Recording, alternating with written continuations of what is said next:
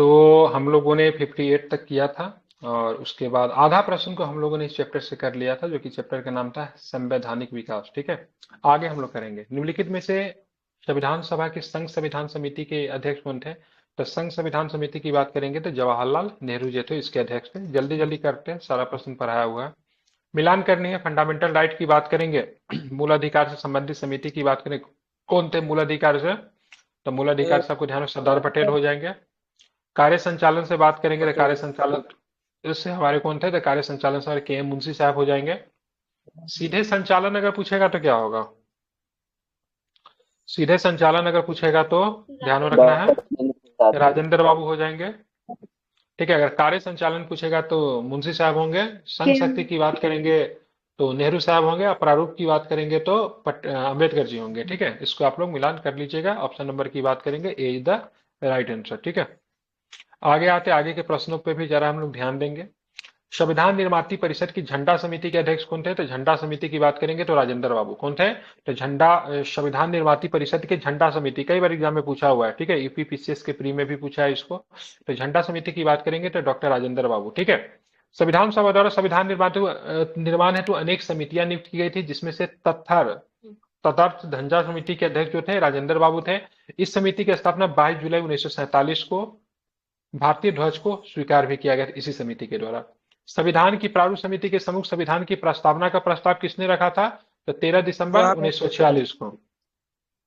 13 दिसंबर 1946 को किसने रखा, तो ध्यान में रखेंगे तो किसने रखा था, तो नेहरू जी ने रखे थे। ठीक है, इसको स्वीकार कब कर दिया गया, प्रस्तावना को कई मतलब उद्देश्य प्रस्ताव को कब स्वीकार किया गया, तो 22 जनवरी 1947 को। कब, तो 22 जनवरी 1947 आपको ध्यान में रखना है।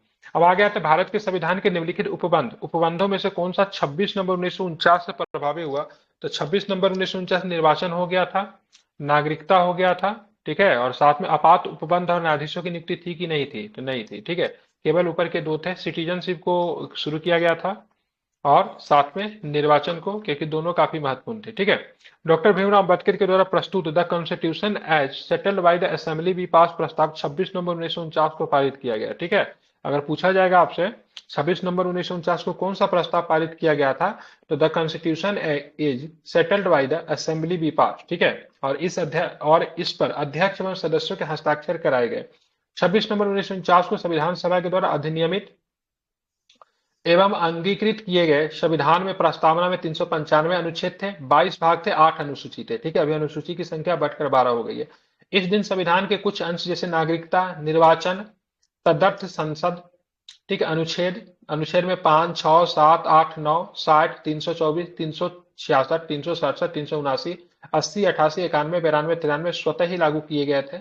और यहाँ पे ये सारी चीजें जो की गई थी उसके लिए आर्टिकल 394 के तहत इन सारी चीजों को लागू किया गया था। ठीक है, तो 394 भी वन ऑफ द था, क्योंकि इन सारी चीजों को पारित करने के पीछे इस अनुच्छेद का काफी अधिक महत्वपूर्ण रोल था।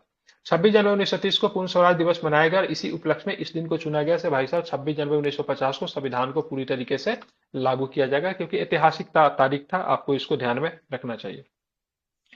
26 नवंबर 1949 को भारतीय संविधान के निम्नलिखित में से कौन से प्रावधान लागू किए गए, तो ये तो था।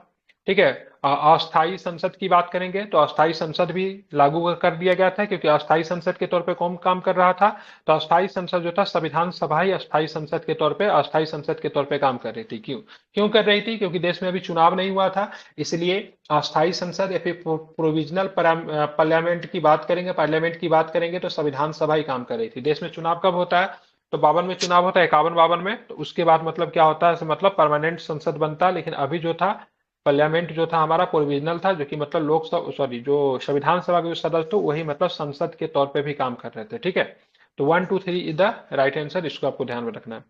भारत के संविधान के निम्नलिखित में से कौन से उपबंध तत्कालीन प्रभाव से अर्थात 26 नवंबर 1949 से प्रवर्ती हुआ था, तो कौन कौन से थे, तो नागरिकता तो थे, निर्वाचन तो थे, और फेडरल सिस्टम की बात करेंगे तो ये भी हो गया था। ठीक है, नहीं लिया फेडरल सिस्टम क्या, अच्छा इसको नहीं लिया है। ठीक है, तो 1 एंड 3 ही केवल लिया है, इसको आपको ध्यान में रखना है। ठीक है, 1 एंड 3 इसका आंसर लिया है, पूछा हुआ प्रश्न।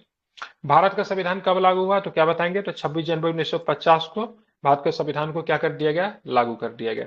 भारतीय संविधान को संविधान सभा के द्वारा अंगीकृत कब किया गया था, 26 नवंबर 1949 को। ठीक है, अगर लागू अगर पूछेगा तो 26 जनवरी 1950 हो जाएगा। अरे क्या दे दिया इसमें, एक मिनट, प्रश्न को सही से पढ़ने दीजिए। भारतीय संविधान को संविधान सभा द्वारा अंगीकृत कब किया गया? The Indian constitution adopted by the constituent assembly on, ठीक है, इसका आंसर क्या लिया है, एक मिनट, 2 अक्टूबर 1949 को। ये बहुत सारे एग्जाम में पूछा हुआ क्वेश्चन है। फिर 26 नवंबर ही होगा। आने वाली 26 नवंबर ही हो सकता है। ऐसा तो मैंने पढ़ा नहीं कभी, हालांकि मिसप्रिंट भी तो हो सकता है। आउट ऑफ 2 भी वाली डेट है, 2 अक्टूबर तो हो ही नहीं सकता। ठीक है, विल सी। भारतीय संविधान को 26 नवंबर 1949 को किसके द्वारा अधिनियमित किया गया? तो संविधान सभा के द्वारा, ठीक है। आगे आते हैं, संविधान को 26 जनवरी के दिन लागू करने के निर्णय इसलिए लिया गया, क्यों लिया गया? क्योंकि भाई सिंपल सी बात था, कांग्रेस ने इस तिथि को 1930 में स्वतंत्रता दिवस के रूप में मनाया था। The Congress had observe as the Independence Day in 1930, इसलिए इस दिन को चुना गया था। लिखित और अलिखित संविधान के बीच में प्रमुख अंतर क्या होता है, ठीक है, what is the major differences between written and unwritten constitution? लिखित संविधान देश के सभी संवैधानिक विधियों का औपचारिक स्रोत है, अलिखित संविधान अनौपचारिक स्रोत है, ठीक है, औपचारिक स्रोत नहीं है। लिखित संविधान पूर्णतः संहिताबद्ध होता है, जबकि अलिखित संविधान संविधान नहीं होता है, ठीक है। तो ऑप्शन नंबर की बात करेंगे तो आपका इसका सी लिया है, मतलब दोनों की बात करेंगे आपका सही है, ठीक है। लिखित और लिखित संविधान के बीच में कुछ प्रमुख अंतर यह है कि लिखित संविधान पूर्णतः संहिताबद्ध होता है, जबकि अलिखित संविधान नहीं होता। भारत का संविधान विश्व का सबसे लंबा लिखित संविधान है। ये बहुत बृहद, समग्र और विस्तृत दस्तावेज है, ठीक है। निम्नलिखित में से कौन सा धर्मनिरपेक्ष राज्य का लक्षण नहीं है? ठीक है, तो धर्मनिरपेक्ष राज्य का लक्षण नहीं है, ये धर्मतंत्र को स्वीकार करता है, इट रिफ्यूजेस थ्योरोक्रेसी, यह राष्ट्र, ये धर्म को राष्ट्र से अलग करता है, ठीक है, ये सब तो है। एक राष्ट्र को धर्मनिरपेक्ष होने के लिए अवश्य ही लोकतांत्रिक होना चाहिए, नहीं ऐसा कोई नहीं है। एक राष्ट्र अगर धर्मनिरपेक्ष होने के लिए उसको लोकतांत्रिक होने के लिए कोई जरूरी नहीं है, ठीक है। एक धर्म को निरपेक्ष राष्ट्र के लिए आवश्यक नहीं है कि वो सिर्फ लोकतांत्रिक हो, साम्यवादी या फिर राजतंत्रीय व्यवस्था में भी एक राज्य धर्मनिरपेक्ष हो सकता है, ठीक है, ध्यान में रखना है। तो साम्यवादी में भी हो सकता है और साथ में राजतंत्रीय व्यवस्था वाला में भी कोई राज है तो वो धर्मनिरपेक्ष हो सकता है, ऐसा कोई जरूरत नहीं है, ठीक है। भारत एक गणतांत्रिक राज्य है, क्यों है? क्योंकि यहाँ पे जो हेड ऑफ स्टेट जो होता है, ठीक है, वो इलेक्टेड होते हैं, ध्यान में रखेंगे, इसलिए भारत को रिपब्लिक कहते हैं, गणतांत्रिक कहते हैं, ठीक है। गणतंत्रात्मक राज्य वो होता है जहां का शासन का प्रधान निर्वाचित होता है, या तो प्रत्यक्ष रूप से अप्रत्यक्ष रूप से। हमारे यहाँ प्रत्यक्ष रूप से चुने जाते हैं, सॉरी, हमारे यहाँ अप्रत्यक्ष रूप से चुने जाते हैं, अमेरिका में प्रत्यक्ष रूप से चुने जाते हैं। तथा राजतंत्रात्मक राज्य वो होता है जहां शासन का प्रावधान वंशागुत होता है, जैसे कि भारत एक गणतंत्र है, जबकि ब्रिटेन क्या है, एक राजतंत्र है। जबकि ब्रिटेन का जो हेड ऑफ स्टेट क्या वंशानुगत होता है, ठीक है, हेरिडेटरी जिसको कहते हैं। भारत का संविधान गणतंत्रीय है, क्यों है? मतलब the constitution of India is Republican because, क्यों? तो ध्यान में रखेंगे, सिंपल सा प्रश्न है। तो मतलब गणतंत्र इसलिए कहते हैं क्योंकि हमारे यहाँ क्या होता है, हैज नो हेरिडेटरी एलिमेंट्स, मतलब कोई वंशानुगत तत्व नहीं रखता है, ठीक है। भारतीय संविधान में धर्मनिरपेक्षता का अर्थ क्या है? तो मतलब राज्य का कोई अपना धर्म नहीं है, राज्य का धर्म से कोई संबंध नहीं है, ठीक है, ध्यान में रखेंगे। सॉरी, मिस्टेक, मतलब राज्य का धर्म से संबंध है, ठीक है, लेकिन राज्य सभी धर्मों को मानता देता, परंतु उसका कोई अपना धर्म नहीं है, ठीक है। अगर भारत के संदर्भ में अगर बात करें तो भारत को नास्तिक राज्य नहीं कह सकते हैं, क्योंकि भारत जैसे धर्म को मानता है लेकिन किसी एक विशेष धर्म को नहीं मानता है, ठीक है। बहुत सारे ऐसे भी राज्य हैं, उनको नास्तिक राज्य कहते हैं, जैसे वो किसी भी धर्म को नहीं मानते, जैसे कि चाइना, चाइना किसी भी धर्म को नहीं मानने वाला, इसलिए उसको नास्तिक राज्य कहते हैं। हालांकि भारत नास्तिक राज्य में नहीं आता। भारतीय संविधान में धर्मनिरपेक्षता का अर्थ यह है कि राज्य सभी धर्मों को मान्यता देता है, परंतु उसका अपना धर्म नहीं है। 26 जनवरी 1950 को जब भारतीय संविधान लागू हुआ, तभी से भारत धर्मनिरपेक्ष राज्य है। यद्यपि संविधान में कहीं भी स्पष्ट रूप से धर्मनिरपेक्ष शब्द का प्रयोग नहीं किया गया, परंतु भारतीय संविधान की भावना धर्मनिरपेक्ष थी शुरू से ही, क्योंकि आर्टिकल्स की बात करें 25 से 28 की बात करेंगे, वहां पर भी फंडामेंटल राइट में भी इन चीजों की चर्चा की गई है, ठीक है। 25 से 28 में है, फिर आपको 29 में भी देखोगे तो वहां पर भी सांस्कृतिक अधिकार वगैरह हम लोग देते ही है, वहां पे भी झलक जाता है। लेकिन पंथ निरपेक्षता शब्द को प्रस्तावना के 42वां संविधान संशोधन 1976 के द्वारा जुड़ा गया, वो हमें धर्म निरपेक्ष नहीं, उसमें क्या है, पंथ निरपेक्ष है, ठीक है। भारत के संविधान के अधीन निम्नलिखित कथनों पर विचार करना है। संविधान सर्वोच्च है, बिल्कुल। संघ तथा राज्यों के बीच में शक्तियों का स्पष्ट विभाजन है, बिल्कुल है। संविधान के संशोधन के लिए विहित प्रक्रिया अनुसरण करता है, ठीक है। संघ की संसद तथा राज्य की विधानसभा संप्रभु है, संप्रभु तो नहीं है भाई, ठीक है। उसके बाद बात करेंगे तो मूल अधिकारों की परिधि को निर्धारित करने के लिए संविधान की उद्देशिका का अवलंबन नहीं लिया जा सकता। लिया जा सकता है, क्या क्या इसका सही लेगा? इसका मेरे हिसाब से 1 2 3 ऐसा ऑप्शन के डी, ठीक है। D is the right answer. देखिए हमारे यहाँ न तो विधानसभा संप्रभु है और न तो संसद संप्रभु है, ठीक है। मतलब दोनों के ऊपर चेक एंड बैलेंस करने के लिए बहुत सारे कानून है। मतलब संसद किसी भी फालतू प्रकार की कानून नहीं बना सकती है जो कि लोक अधिकार को कम करे, या नहीं मतलब विधानसभा बना सकती है, ठीक है। उसके ऊपर क्या है, कोर्ट्स है, न्यायालय है, तो मतलब उनके कानून को क्या कर सकती है, तो उनके कानून को चेक कर सकते हैं, रिव्यू कर सकती है, ठीक है। तो भारत का संविधान सर्वोच्च है, जो कि और आपका न्यायालय न्यायपालिका भी पूरी तरह से संप्रभु नहीं है, संसद भी संप्रभु नहीं है और न्यायपालिका भी नहीं है, ठीक है। तो भारत का संविधान सर्वोच्च है, जो संघ तथा राज्य की शक्तियों का स्पष्ट विभाजन करता है। संविधान में संशोधन हेतु निश्चित प्रक्रियाओं का अनुसरण करता है, ठीक है। संघ की संसद तथा विधान सभाएं नहीं बल्कि राष्ट्र संप्रभु। हमारा राष्ट्र क्या है, संप्रभु है, ध्यान में रखना। तथा उद्देशिका संविधान की आत्मा है, इसलिए मूल अधिकार निर्धारित कर सकती है। अतः केवल 1 2 3 ही मतलब क्या है, सही है। भारत हमारे यहाँ संप्रभु केवल राष्ट्र है, न तो संसद है, न तो पार्लियामेंट है, न तो न्यायपालिका है, कुछ भी नहीं, केवल है तो क्या है, राष्ट्र है, ठीक है। भारतीय संविधान के आधारभूत संरचना के सिद्धांत का तात्पर्य क्या है? The basic structure theory of the constitution of India implies that, क्या है, संविधान के कुछ ऐसे लक्षण अनिवार्य है, संविधान के कुछ लक्षण ऐसे अनिवार्य है, उनका निवारण नहीं किया जा सकता, ठीक है, बिल्कुल ठीक है। मूल अधिकारों को न तो कम किया जा सकता, न इसको छीना जा सकता, ये गलत है। संविधान का संशोधन केवल अनुच्छेद 368 के विहित प्रक्रिया से किया, ये भी ठीक है। संविधान की उद्देशिका का संशोधन नहीं किया जा सकता क्योंकि वो संविधान का भाग नहीं है, और साथ ही वो संविधान की आत्मा को प्रतिबिंबित करती है। तो बताना कौन सा सही है, तो ध्यान में रखना है, तो कौन सा सही है, तो केवल पहला ही है, ठीक है। संविधान के कुछ ऐसे अनिवार्य तत्व है कि उनका निवारण नहीं किया जा सकता। The certain feature of the constitution are so essential to to it that can't be abrogated, ठीक है। तो इसको आपको ध्यान में, इसको बोलते हैं बेसिक स्ट्रक्चर। और ये सिद्धांत की बात करेंगे कब दिया गया था, आधारभूत संरचना का सिद्धांत कब आया था, तो केशवानंद भारती के केस की बात करेंगे तो 1973। तारीख कौन सा था 1973 में, तारीख कौन सा था, 24 अप्रैल 1973 को ये चीजें आई थी, ठीक है। इसको आपको ध्यान में रखना है, ठीक है। तो आधारभूत संरचना शब्द का प्रयोग बेसिक स्ट्रक्चर इसको कहते हैं, कब आया था, तो न्यायालय ने केशवानंद भारती बनाम केरल राज्य में इस केस के बारे में बात की थी, ठीक है।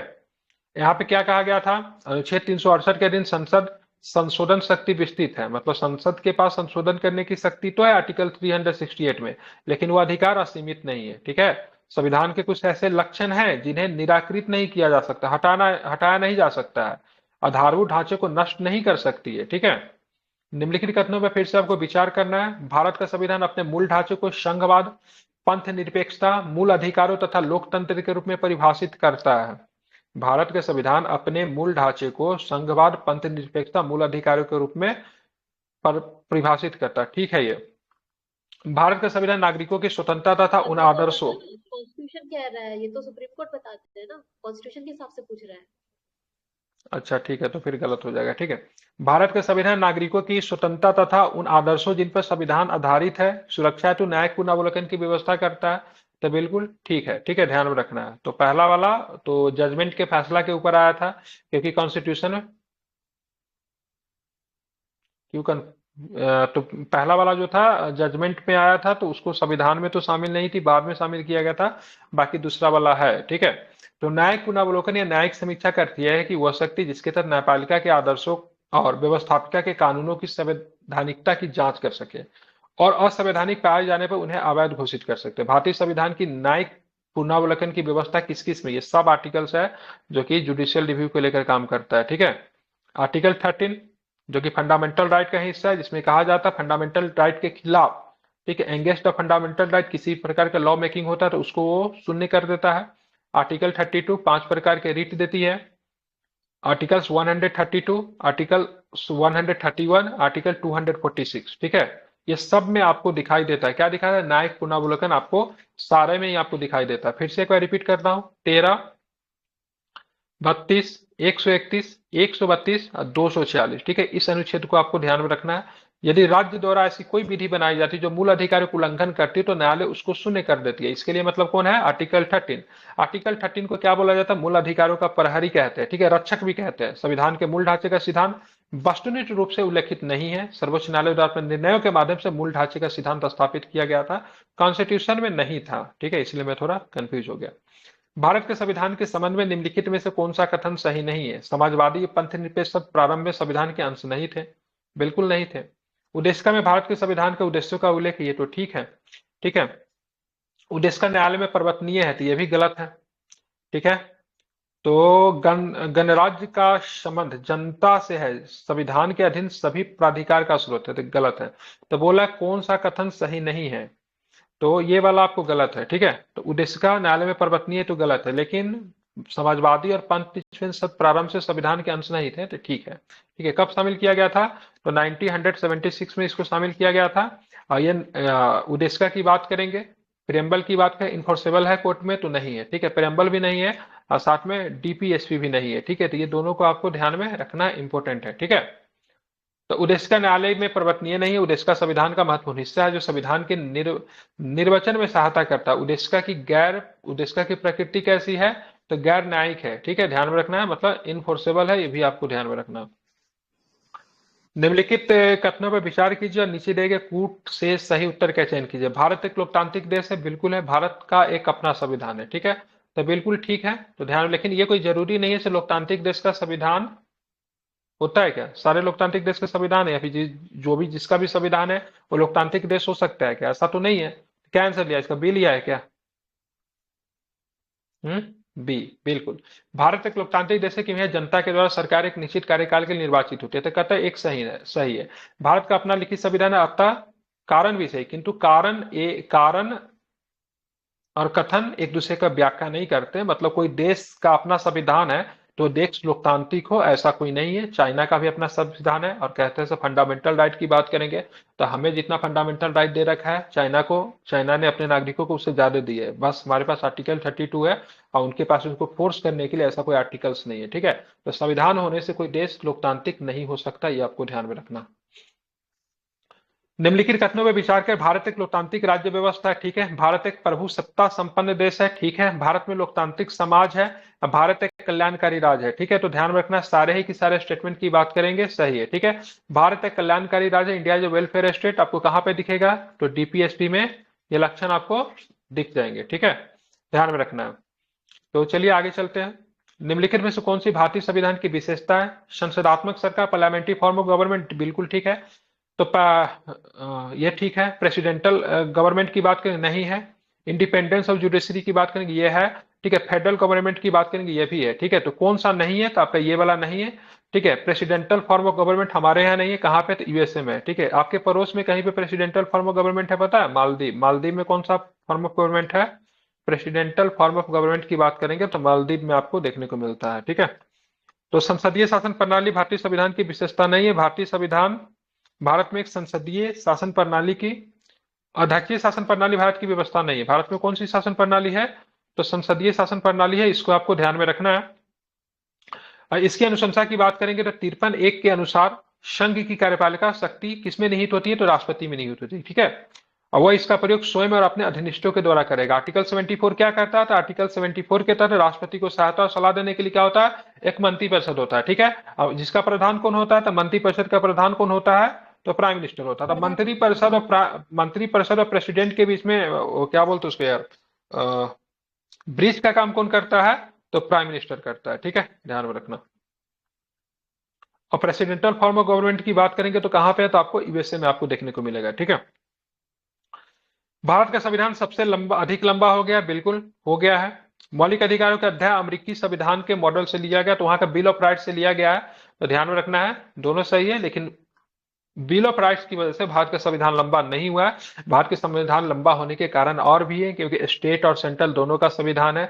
हमारे संविधान में केवल मतलब बेसिक चीजें नहीं थी, इंस्टीट्यूशन के भी चीजों को डाल दिया गया। ये सब रीजन है भारत के संविधान के लंबा होने का, ठीक है। अब आते हैं बताना है, इस प्रश्न का उत्तर देखिए, निम्नलिखित में से कौन सी भारत की संविधान की विशेषता नहीं है? यह मूल नियमों का एक समुचित सेट प्रदान करता है।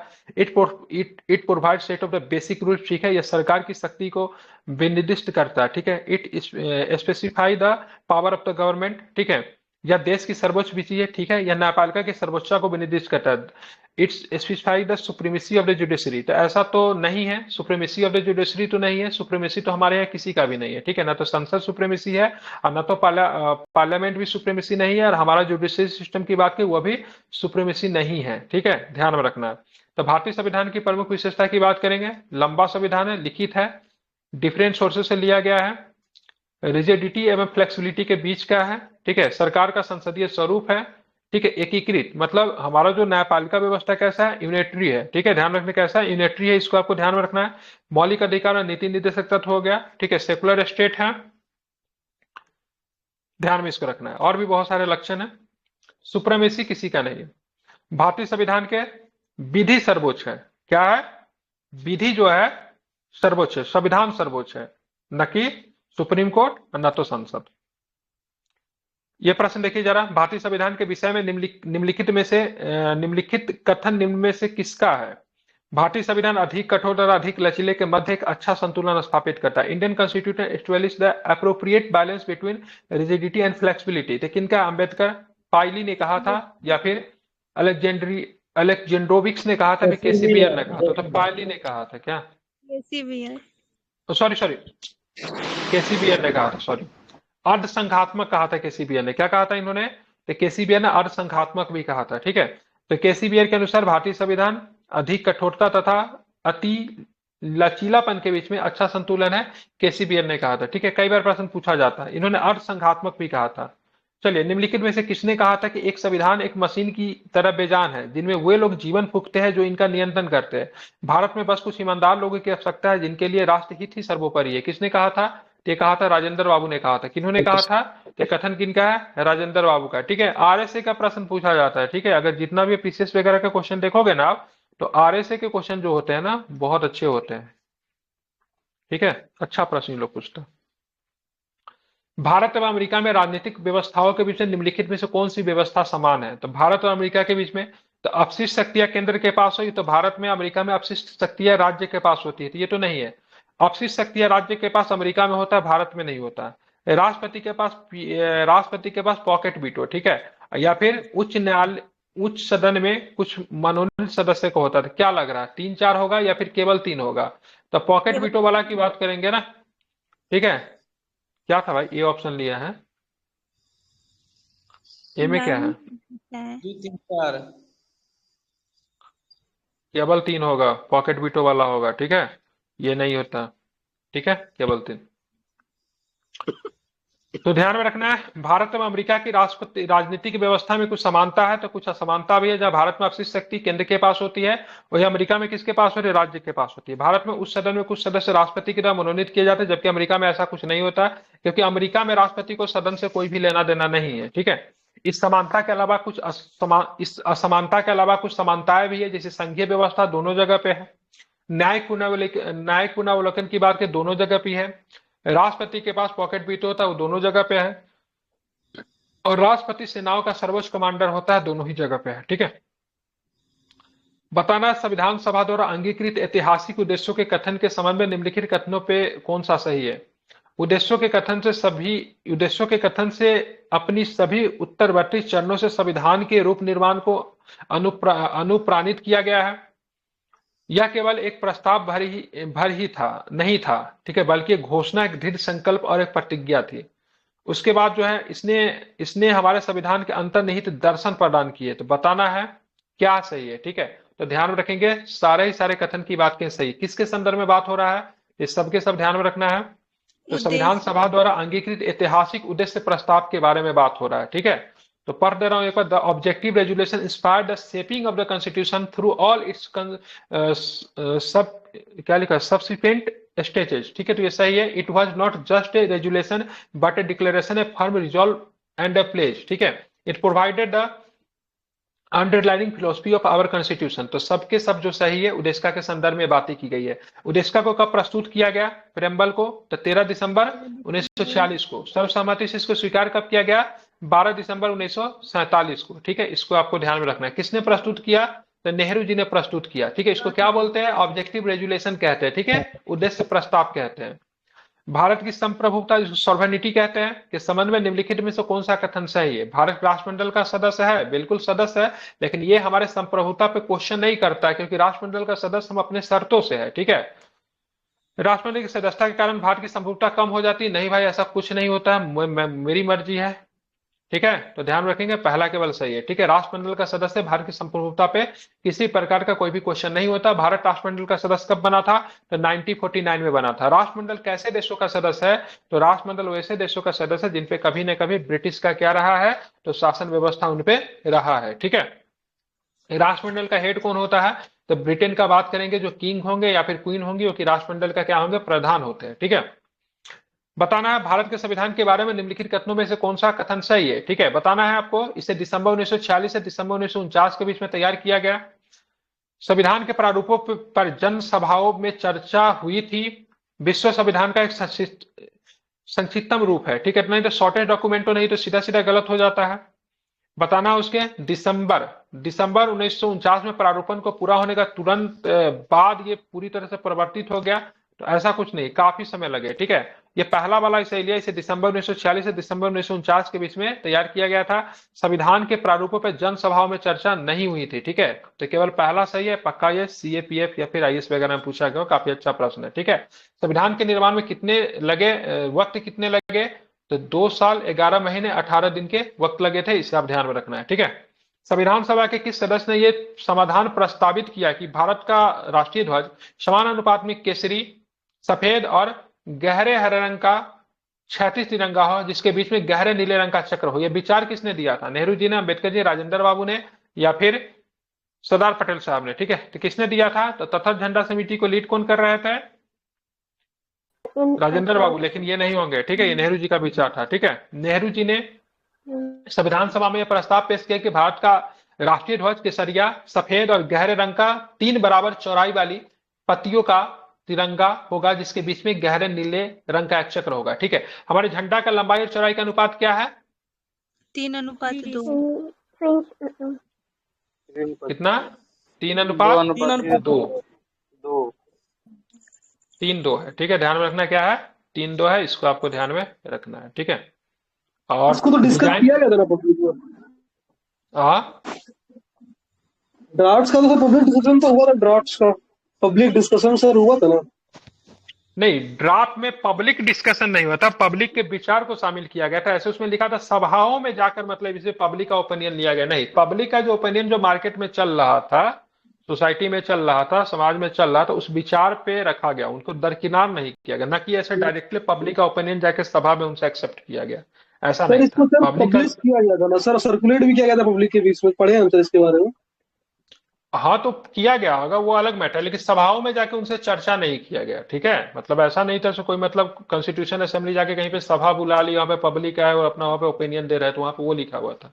ध्यान में उसको पड़े, पब्लिक के विचार से हमारा कॉन्स्टिट्यूंट असेंबली इफेक्टिव थी, प्रभावी थी, ये बिल्कुल है। लेकिन ऐसा कहीं पे ओपन सभा नहीं हुआ था, वहां पे पब्लिक का विचार जो था वो नहीं लिया जा रहा था। ठीक है, चलिए, निम्नलिखित में से कौन सा एक देसी राज्य? दूसरी बात, गलत होने के चांसेस होने से थे, क्योंकि ये सारे के सारे उत्तर जो है बोर्ड के द्वारा लिए गए। ठीक है, सबके सब पीवाईक्यू क्वेश्चन है जो कि किसी न किसी एग्जाम में पूछे गए हैं। निम्नलिखित में से कौन सा एक देसी राज्य वर्ष 1946 में संविधान सभा के साथ सीधी बातचीत करना पसंद किया बजाय नरेंद्र मंडल की माध्यम से? ठीक है, तो कौन सा था? ये बड़ौदा। नरेंद्र मंडल की बात करेंगे ना, राजाओं का मतलब एक काउंसिल हुआ करता था। ठीक है, ध्यान रखना, उसको इंग्लिश में क्या बोलते हैं यार? राजाओं का एक काउंसिल था, राजा ने अपने ग्रुप बना रखा था। ठीक है, तो वहां पे वो अपने विचारों को रखते थे। हाँ, काउंसिल टाइप होता है, प्रीवी काउंसिल नहीं था। ठीक है, बर्फ कौन से सब? और राजाओं का अपना एक समूह था, उसको इंग्लिश में कुछ बहुत अच्छा, ऐसे नरेंद्र मंडल तो सही है। चैम्बर्स ऑफ प्रिंस हाँ, चैम्बर ऑफ प्रिंसिपली स्टेट कहते हैं, बिल्कुल। ठीक है, तो बड़ौदा ने 1946 में संविधान सभा से सीधी बातचीत करके भारत में अपना विलय कर लिया। एक देशी रियासत था, जबकि कैबिनेट मिशन की घोषणा के अनुसार मंत्रिमंडल ने राज्यों की एक वार्ता समिति रियासती प्रश्नों के संबंध में देश के राजनीतिक दलों में समझौते के लिए भोपाल के राजा की अध्यक्षता में नियुक्त किया था। राजा कौन था? तब भोपाल का राजा था उसमें, ठीक है। अब आते हैं, इनमें से किसने संविधान सभा में यह कहा था कि 26 जनवरी 1949 को भारत अंतर्विरोध हो के जीवन काल में प्रविष्ट हो रहा था? किसने कहा था? ध्यान रखेंगे तो अंबेडकर जी ने कहा था, ठीक है। डॉक्टर अंबेडकर साहब ने संविधान सभा में यह कहा था कि 26 जनवरी 1950 को भारत अंतर्विरोध हो, मतलब विरोधाभास के जीवन काल में प्रविष्ट हो रहा है। जयपाल सिंह के बारे में निम्नलिखित में से कौन सा कथन सही नहीं है? ठीक है, वे संविधान सभा के सदस्य थे, उन्होंने आदिवासी महासभा की स्थापना की, वे पहली भारतीय राष्ट्रीय हॉकी टीम के कप्तान थे, उन्होंने छत्तीसगढ़ के लिए अलग राज्य थी। गलत है, छत्तीसगढ़ के लिए नहीं चला था, झारखंड के लिए चला था। पूरा नाम था इनका जयपाल सिंह मुंडा, ठीक है। ये बहुत फेमस पर्सनालिटी, झारखंड में काफी इनका सम्मान है। जयपाल सिंह मुंडा जो थे ना, उनके दामाद थे बैमोज चंद बनर्जी जो थे ना, कांग्रेस के जो पहले जो चेयरमैन थे, उनके दामाद हुआ करते थे, ठीक है। लंदन में बहुत समय तक रहे थे, भारतीय हॉकी टीम को लीड किया था, अलग झारखंड राज्य बनाने के लिए इन्होंने मांग किया था, आदिवासी महासभा की स्थापना की थी, तो ग्रेट पर्सनालिटी। तो जयपाल सिंह मुंडा भारतीय आदिवासियों एवं झारखंड आंदोलन के सर्वोच्च नेता थे। वो एक अंतर्राष्ट्रीय हॉकी खिलाड़ी थे। 1928 में संपन्न ओलंपिक खेलों में भारतीय हॉकी टीम के कप्तान थे। उन्होंने बिहार से अलग झारखंड राज्य बनाने की मांग की। वो संविधान सभा के सदस्य थे। उन्होंने आदिवासी के मुद्दे को संविधान सभा में भी रखा था, ठीक है। वर्ष 1938 में आदिवासी महासभा की भी स्थापना की थी जयपाल सिंह मुंडा, ठीक है। निम्नलिखित में से कौन से दल का प्रतिनिधित्व भारत की संविधान निर्माती सभा ने नहीं की? ठीक है, लिबरल पार्टी नहीं थे, हिंदू महासभा नहीं था, या फिर शेड्यूल कास्ट फेडरेशन नहीं था, या फिर कम्युनिस्ट पार्टी नहीं था। मतलब संविधान सभा में कौन नहीं था, तो इसमें से क्या बताएंगे? तो लिबरल पार्टी की बात करेंगे, नहीं था, ठीक है। तो भारत की संविधान निर्माती में लिबरल पार्टी का प्रतिनिधित्व नहीं था। हिंदू महासभा के कौन थे? श्यामा प्रसाद मुखर्जी बंगाल से। शेड्यूल कास्ट फेडरेशन के थे अंबेडकर जी बंबई से। कम्युनिस्ट पार्टी के थे सोमनाथ लाहिरी की बात करेंगे तो बंगाल से थे, ठीक है। लिबरल पार्टी का कोई नहीं था, ये भी आपको ध्यान में रखेंगे। निम्नांकित में से कौन संविधान निर्माती सभा का सदस्य नहीं था? तो ध्यान, मोहम्मद अली जिन्ना नहीं था, बाकी सबके सब तो थे ही, आपको पता ही होगा, ठीक है। निम्नलिखित में से बात करेंगे तो बताना, हाँ ये चीज ध्यान रखें, पंडित जवाहरलाल नेहरू तथा अबुल कलाम आजाद संयुक्त प्रांत के संविधान सभा के सदस्य बने थे, मतलब यूपी से, यूनाइटेड प्रोविंसेस, ठीक है। निम्नलिखित में से कौन संविधान सभा के गैर कांग्रेसी सदस्य था? गैर कांग्रेसी सदस्य की बात करेंगे तो अंबेडकर जी, ठीक है। अंबेडकर जी, कांग्रेस से इनका कोई संबंध नहीं था। डॉक्टर भीमराव अंबेडकर संविधान सभा में गैर कांग्रेसी सदस्य थे। डॉक्टर अंबेडकर संविधान सभा के सदस्य के रूप में बंबई से निर्वाचित हुए थे, ठीक है। अब बाकी कौन कौन गैर कांग्रेसी सदस्य, जरा इन पर ध्यान रखिए। गोपाल स्वामी अयंगर, डॉक्टर सर्वपल्ली राधाकृष्णन, ठीक है, एम.आर. जयकर, ठीक है, एस.पी. मुखर्जी आदि भी संविधान सभा के गैर कांग्रेसी सदस्य थे, ठीक है। तो ये सबके सब गैर कांग्रेसी सदस्य। गोपाल स्वामी अयंगर भी थे, डॉक्टर सर्वपल्ली राधाकृष्णन भी थे, जयकर साहब भी थे, एस.पी. मुखर्जी भी थे, ये सबके सब संविधान सभा के गैर कांग्रेसी सदस्य थे, ये भी आपको ध्यान में रखना। Who said the Constituent Assembly was the Congress and the Congress was India? किसने कहा था कि संविधान सभा कांग्रेस थी और कांग्रेस ही मतलब भारत थी? किसने कहा? तो ये ग्रेनविल ऑस्टिन का स्टेटमेंट है, ध्यान रखना। ब्रिटिश संविधान विशेषज्ञ ग्रेनविल ऑस्टिन ने संविधान सभा के कांग्रेस के प्रभाव को तथा संपूर्ण भारत में कांग्रेस की लोकप्रियता को स्वीकार करते हुए कहा कि संविधान सभा कांग्रेस थी, कांग्रेस भारत, तथा संविधान सभा वास्तव में एक पार्टी वाले देश में एक पार्टी का संगठन है। द इंडियन कॉन्स्टिट्यूशन इनकी प्रमुख रचना है, ठीक है। तो उन्होंने, ग्रेनविल ऑस्टिन ने कहा, तो इसको आपको ध्यान में रखना है, इंपॉर्टेंट है, भूलेंगे नहीं, ठीक है। ठीक है, अब चलेंगे आगे देखेंगे कौन सा प्रश्न है, ठीक है। संविधान सभा में वयस्क मताधिकार को 15 वर्षों के लिए स्थगित करने का विचार किसने दिया था? तो मौलाना आजाद ने दिया था, ठीक है। हालांकि इन पे बहस छिड़ी और राजेंद्र बाबू, और बात करेंगे क्या नाम है इनका, नेहरू साहब ने इसको सिरे से नकार दिया, ठीक है। तो मौलाना आजाद साहब ने बोला था 15 वर्षों के लिए वयस्क मताधिकार को स्थगित कर देते हैं। चलिए मिलान करना है। संविधान सभा का पहला उपाध्यक्ष बताइए, क्या हो जाए? मुखर्जी साहब हो जाएंगे, है ना। उसके बाद बताना है प्रारूप समिति के मूलतः एकमात्र कांग्रेस सदस्य कौन था? कांग्रेस का एकमात्र कौन थे? उसके बाद बात करेंगे राजस्थान की रियासतों का प्रतिनिधित्व करने वाले संविधान सभा के सदस्य कौन थे? और साथ में अगर बात करेंगे तो क्या था यहाँ पे, संघ संविधान समिति के अध्यक्ष कौन थे, ठीक है। तो यहाँ पे देख लीजिए, संविधान सभा के प्रथम अध्यक्ष एस.सी. मुखर्जी थे, ठीक है। और बात करेंगे प्रथम निर्वाचित अस्थायी अध्यक्ष कौन था? अस्थायी अध्यक्ष, प्रथम अस्थायी अध्यक्ष सच्चिदानंद सिन्हा। प्रथम अस्थायी उपाध्यक्ष फ्रैंको मार्टिन संसद। वो तो फ्रांसीसी था, फ्रैंक एंथोनी, क्या नाम था उनका? फ्रैंक एंथोनी, ठीक है। और ये जो थे अस्थाई थे, अस्थाई उपाध्यक्ष थे मुखर्जी साहब। प्रारूप समिति में एक ही मतलब कांग्रेस के सदस्य कौन थे? तो मुंशी साहब थे, ठीक है। राजस्थान की जयपुर रियासत का प्रतिनिधित्व अप्रैल 1948 बीटी कृष्णाचारी ने किया था, ठीक है। और संविधान सभा के संघ समिति के अध्यक्ष कौन थे? तो नेहरू साहब थे, ठीक है। अब आते आगे देखेंगे, निम्न में से कौन सा कथन सही है? भारतीय संविधान का उद्देश्य प्रस्ताव जवाहरलाल नेहरू के द्वारा रखा गया था। भारतीय संविधान का उद्देश्य प्रस्ताव डॉक्टर भीमराव अंबेडकर के द्वारा रखा गया था, गलत है। एस सी मुखर्जी को संविधान सभा के उपाध्यक्ष के रूप में निर्वाचित किया गया था, तो बिल्कुल ठीक है। डॉक्टर सच्चिदानंद सिन्हा को संविधान सभा के अंतरिम अध्यक्ष के रूप में निर्वाचित किया गया था, तो बिल्कुल ठीक है। तो गलत कौन सा है? तो गलत आपका यही है। तो भारतीय संविधान का उद्देश्य प्रस्ताव किसके? अंबेडकर जी के द्वारा रखा गया, तो गलत है, नेहरू जी ने रखा था। बताना 1947 से पहले 26 जनवरी को क्या कहा जाता था? तो उनसे पहले क्या बोलते हैं? पूर्ण स्वराज दिवस मनाते, क्योंकि 26 जनवरी 1930 को हमने पूर्ण स्वराज दिवस मनाया था। और कहां पे मनाया था? तो ध्यान रखना है, लाहौर में, ठीक है।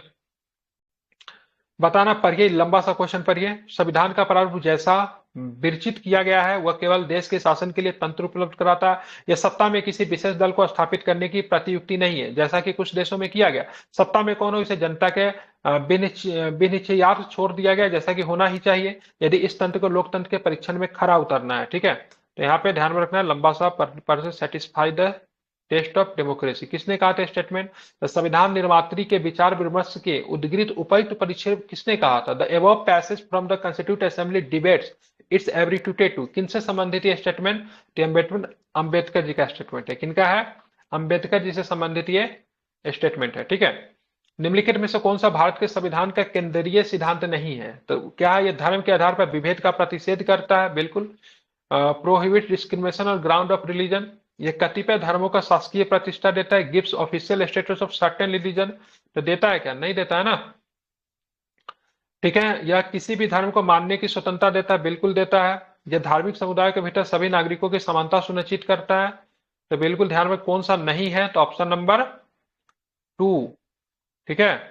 तो 2 की बात करेंगे, नहीं है, ठीक है। भारतीय संविधान का मुख्य सिद्धांत भारत के संपूर्ण प्रभुता संपन्न समाजवादी पंथनिरपेक्ष लोकतांत्रिक गणराज्य बनाने तथा उसके समस्त नागरिकों के सामाजिक, आर्थिक और राजनीतिक न्याय दिलाना है। अनुच्छेद 25 का एक क्या कहता है? कि अनुसार सभी भारतीयों को अंतःकरण की स्वतंत्रता है, धर्म के अबाध रूप से अपनाने, आचरण करने और प्रचार प्रसार की समान अधिकार होंगे।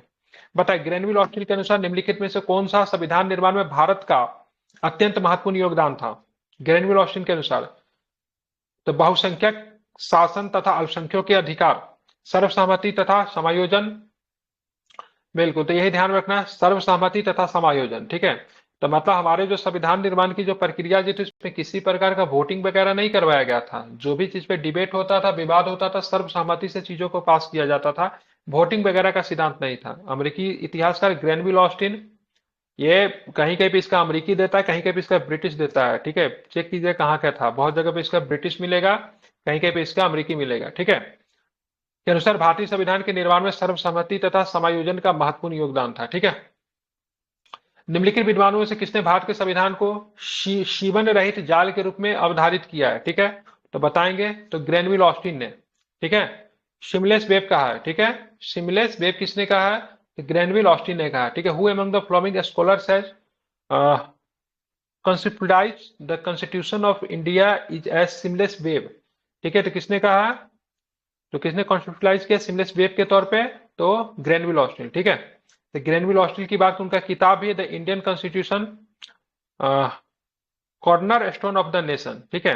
The working a democratic constitution the Indian experience, ठीक है। इनका स्टेटमेंट है। इनको पद्मश्री भी दिया गया है, ठीक है। इनको पद्मश्री भी दिया, अमेरिकन विद्वान थे, ध्यान रखना। 2011 में पद्मश्री से इनको सम्मानित किया गया। निम्नलिखित में से कौन सा भारत के संविधान का प्रकार नहीं है? ठीक है। Which of the following is not function of the constitution of India? राजनीति में अच्छे लोगों की भागीदारी को सुनिश्चित करना, अधिकारों के समुचित सेट की गारंटी देना, सरकार के विभिन्न अंगों को शक्ति को प्रभावित करना, न्यायमूर्ति समाज के लिए स्थितियां सृजित करना, to create condition for a just society. बता कौन नहीं है? तो ध्यान रखना है, तो राजनीति में अच्छे लोगों की भागीदारी सुनिश्चित करना इस संविधान का काम क्या है? क्या लास्ट वाला भी है क्या? बताइए दोनों क्या होगा? तो इसका ए पहला नहीं होगा, ठीक है। मतलब भारतीय संविधान में ये कहीं नहीं लिखा गया कि राजनीति में अच्छे लोगों की भागीदारी सुनिश्चित करना संविधान का प्रकार है, तो ऐसा कुछ नहीं होगा। ठीक है। हाँ, हालांकि है, मतलब समय समय पर चुनावी सुधार नियमों के द्वारा आपराधिक वर्ग के लोगों को मतलब चुनाव से बाहर रखने का प्रावधान है। भारतीय राज्य व्यवस्था में निम्नलिखित में सर्वोच्च कौन है? तो सर्वोच्च तो भाई हमारे यहाँ एक ही चीज है, संविधान सर्वोच्च है, विधि सर्वोच्च है, इसको ध्यान में रखना है। ठीक है। आगे हम लोग चलेंगे तो आगे भी कुछ प्रश्न है, उसको भी जरा देखेंगे। भारतीय संविधान दिवस कब मनाया जाता है? ध्यान में 26 नवंबर को मनाते हैं। ठीक है।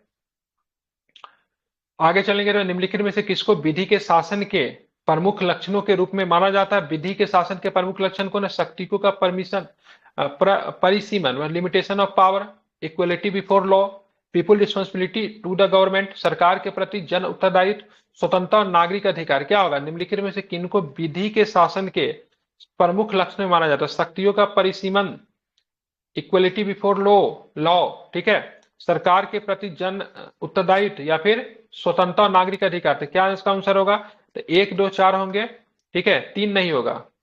ठीक है, सरकार के प्रति जन उत्तरदायित्व नहीं होगा। ठीक है, शक्तियों का परिसीमन होगा, पावर को लिमिट किया गया है। विधि के समय समता की बात करेंगे। ये सारे चीज तो है। बाकी ऑप्शन नंबर 3 की बात करेंगे वो नहीं है, इसको आपको ध्यान में रखना है। भारतीय राष्ट्रीय ध्वज के प्रारूप को किस दिन स्वीकार किया गया? तो क्या बताएंगे? तो 22 जुलाई को स्वीकार किया गया। इसको आपको ध्यान में रखना चाहिए। और हमारे जो कितनी तिलिया है? 24 तिलिया है। इसकी डिजाइन किसने तैयार की थी? झंडा का डिजाइन किसने तैयार किया था? पिंगली ठीक है, तो पिंगली वेंकैया ने झंडा का डिजाइन तैयार किया था। इसको आपको ध्यान में रखना है। ठीक है। भारत की संविधान सभा ने निम्नलिखित में से किस तिथि को राष्ट्रीय ध्वज को अपनाया? तो वही तारीख की बात की 24 जनवरी 1950 हो जाएगा। ठीक है। भारत की संविधान सॉरी और 24 जनवरी को तो राष्ट्रीय गीत, राष्ट्रीय गान, राष्ट्रपति थे ना। 22 जुलाई 1947। ठीक है। 24 जनवरी 1950 को 3 चीजें है। ठीक है, राष्ट्रीय गीत, राष्ट्रीय गान और राष्ट्रपति। ठीक है, इसको आपको ध्यान में रखना। भारत के राष्ट्रीय ध्वज में तिलियो स्पॉक्स कितने हैं? तो ध्यान रखना, स्पॉक्स की बात की 24 स्पॉक्स है। भारतीय राष्ट्रीय ध्वज में चक्र किसका प्रतीक है? तो चक्र जो है जस्टिस का प्रतीक है। ठीक है, बताना है 14-15 अगस्त 1947 की मध्य रात्रि केंद्रीय असेंबली में इनकलाब का गीत हिंदुस्तान हमारा तथा जन गण मन किसने गाया? बहुत सुंदर प्रश्न है। ये सब किसने गाया? तो ध्यान रखना है एम.एस. सुब्बालक्ष्मी। ठीक है, ध्यान रखें, बहुत महत्वपूर्ण नाम एम.एस. सुब्बालक्ष्मी। 14-15 अगस्त 1947 की मध्य रात्रि को केंद्रीय असेंबली में इनकलाब का गीत हिंदुस्तान हमारा रवीन्द्रनाथ टैगोर द्वारा लिखित जन गण मन भारत के राष्ट्रीय गान का एम.एस. सुब्बालक्ष्मी ने किया। ठीक है, उल्लेखनीय कि भारतीय राष्ट्रगान का गायन काल कितना है? 52 सेकंड है। लेकिन बहुत अगर इमरजेंसी में अगर गाना है युद्ध काल के समय में, तो कारगिल के समय ना इसको 20 सेकंड में गाते थे। 20 सेकंड। ठीक है, कितने सेकंड? कितना? 18 मैंने 20 सेकंड पढ़ा है। ठीक है, आप चेक कर लो एक बार। ठीक है, संपूर्ण राष्ट्रगान का वादन समय कितना है? ठीक है, मतलब गायन काल कितना है? तो ध्यान रखिएगा कितना? 52 सेकंड। ठीक है, चलिए आगे देखेंगे। यहाँ पे निम्नलिखित में से किन लोगों का स्वतंत्र भारत के प्रथम राष्ट्रीय मंत्रिमंडल में पोर्टफोलियो उनके अंतरिम सरकार 1946 के पोर्टफोलियो से भिन्न था? तो ये काफी इंपॉर्टेंट प्रश्न है। जो उनको जो अंतरिम गवर्नमेंट जो थे 1946 में जो बनी थी, 1947 में जो उनको मंत्रालय दे, किनका अलग था? बताइए किनका अलग होगा? जगजीवन राम जी के पास श्रम तो था, डॉक्टर राजेंद्र। ठीक है, राजेंद्र प्रसाद जी के पास क्या था? ठीक है, देखिए श्रम इनके पास, ठीक है, दोनों का ठीक ही था, इनका ठीक ही था। भाभा साहब का केवल अलग था, इनको वाणिज्य दिया गया था। प्रथम मंत्रिमंडल में इनको वाणिज्य दिया गया था, अंतरिम में इनके पास खनन कार्य एवं शक्ति था। बलदेव सिंह जी के पास दोनों में रक्षा ही था। ठीक है, राजेंद्र बाबू के साथ खाद्य एवं कृषि यहाँ पर भी था, यहाँ पर भी था। जगजीवन राम के पास श्रम यहाँ पे भी था, यहाँ पे भी था। ठीक है, चेंज किनका था? एस.सी. भाभा साहब का चेंज हुआ था, वाणिज्य था इनके पास, बाद में खनन कार्य दे दिया गया था। ठीक है, तो एक टॉपिक जो हमने जो डाला था वो आज कंप्लीट हो गया। प्रश्न की संख्या थोड़ी ज्यादा थी, इसलिए इनको 2 दिन में मुझे कराना पड़ा। 115 क्वेश्चन जो था आपका पॉलिटी का, एक सेक्शन आपका समाप्त हो गया। कल मैं पॉलिटी में दूसरा वर्क आप लोग को दूंगा।